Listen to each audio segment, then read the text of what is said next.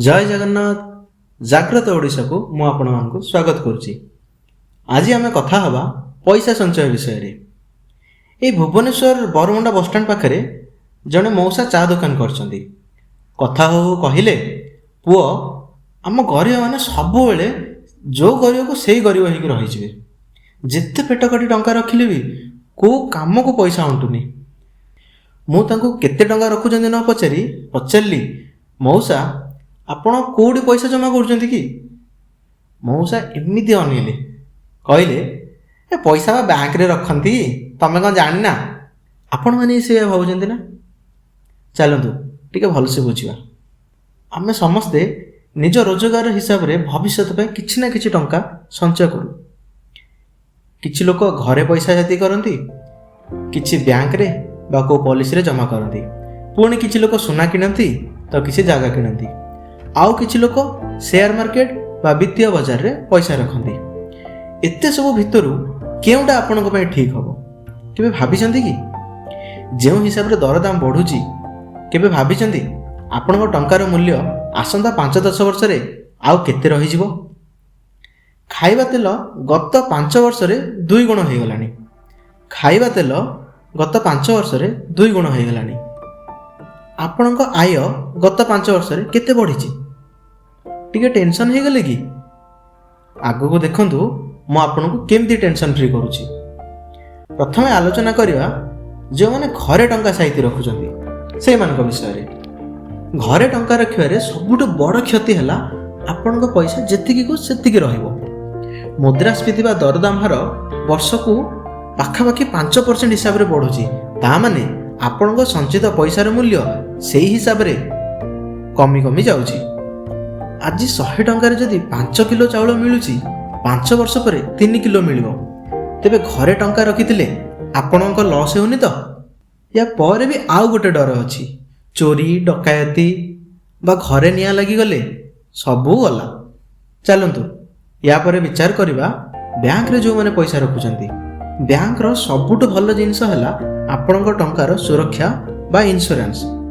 RBI रो guideline हिसाब रे समस्त नेशनलाइज्ड बैंक आपण को संचित टंकार 5 लाख पर्यंत ग्यारंटी देई थांती।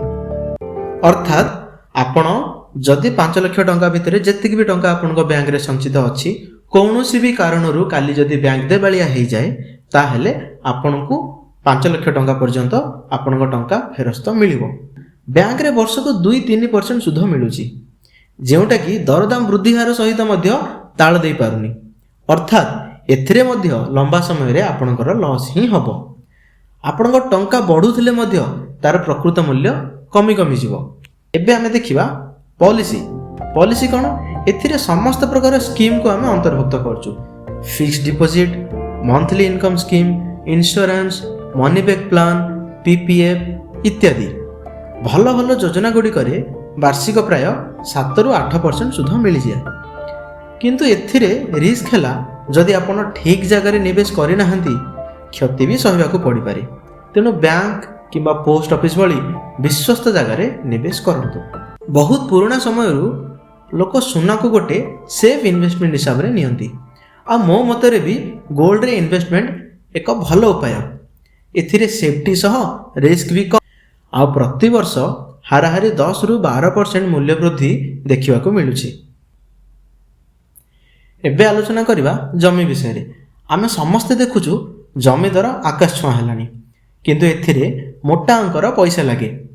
वर्ष को जमी दर 10% पाखापाखि बढ़ुथिले मध्य एथिरे लिक्विडिटी होची प्रधान समस्या। लिक्विडिटी माने आपण किणा बेका करिवारे असुविधा। रेट सिना अधिक किंतु किणिबा को लोक जदि न मिलिबो ताहेले करिवे कोन? वर्तमान पैसा संचयर गोटे नुआ एवं आकर्षक माध्यम पलटिची शेयर मार्केट। एथिरे रिस्क अनुसार कम रिस्क और लंबा समय रे भल लाभ पाई लोक प्रधानतः म्यूचुअल फंड रे निजर पैसा लगांती। किछि जण अछंती जो माने शेयर मार्केट को भल रे बुझी निज रिस्क और रिवार्ड को मैनेज करी डायरेक्ट शेयर गुणिक मध्य किणा बिका करथांती। एथिरे लाभ हैला जेतिक टंका हेले मध्य कम रु अधिक आपण टंका 500 हो कि 5 लाख हो कि 5 कोटी हो आपण को पाखे टंका पकेइबारे एवं उठेइबारे फ्लेक्सिबिलिटी अच्छी माने आपण जिते टंका चाहिए से टंकार म्यूचुअल फंड रे पकई पारे जेबे चाहिए आपण आपण पैसा को काढ़ी पारे। हाँ एतिकी देखिए कि आपण लाभ रे अछंती सेतेबेले काढ़िबे। भारतीय वित्तीय बजार प्रति वर्ष हाराहारी 15 ରୁ 20% दर रे वृद्धि करुची। एबे आपण भाबंतु आपण पई सबुठारु भल उपाय केउंटी?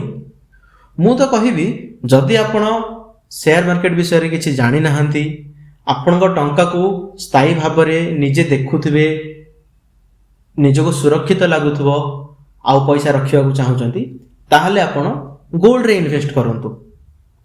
किंतु गोल्ड रे आहुरी किछि जिंस अछि जोटा मो आ गोटे वीडियो रे आपन कहिबी।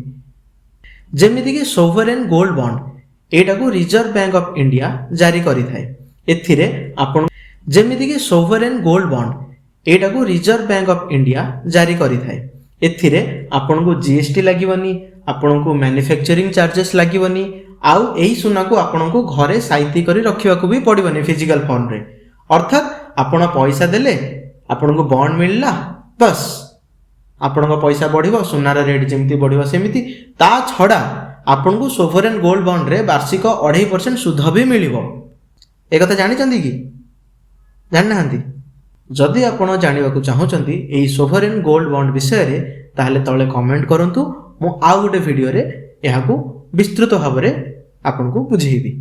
किंतु आपण जदि वर्तमान रो शिक्षित पीढ़ी जो माने कि शीघ्र पैसा कमेवा को चाहती किंबा निजर किछि समय लगे शेयर मार्केट को शिखिबा को चाहती बुझिबा को चाहती ताहेले शेयर मार्केट आपण मानक पई गोटे भल उपाय।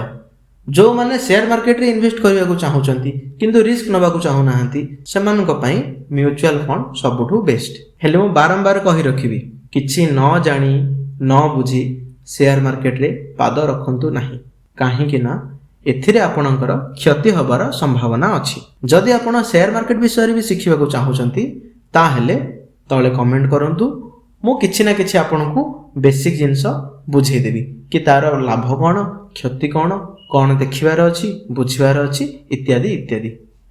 एबे तो मोटा मोटी विषय रे आलोचना सरी गला। मु आगो को पुणी वीडियो आनिबी एही प्रत्येक विषय रे प्रत्येक जिनिस रे केमिति आपण पैसा इन्वेस्ट करिवे आ केमिति 2 पैसा अधिक आय करि परिबे। जदि वीडियोटी आपनको भल लागिला चैनल को सब्सक्राइब करंतु लाइक करंतु एवं तळे कमेंट करंतु। आज पई एतिकी जय जगन्नाथ।